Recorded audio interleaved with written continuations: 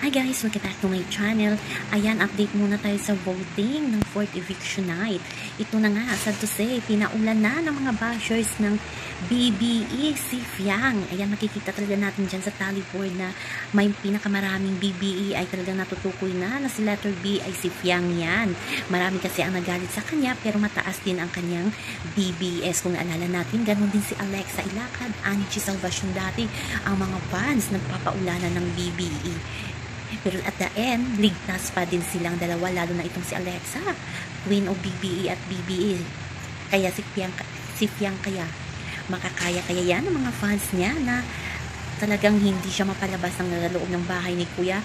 Ang kanyang management ay nangako na magbubuhos ng ilang milyon para lang mas-save itong si Fiang. So abangan na lang natin, pero sa ngayon ay parang nanganganib na ma-evict itong si Fiang. So, nakakalungkot, pero hanggang Saturday pa yan, malay natin, kahit siyang pinakamaraming BBE at siya may pinakamataas na BBS, siguradong safe pa din siya.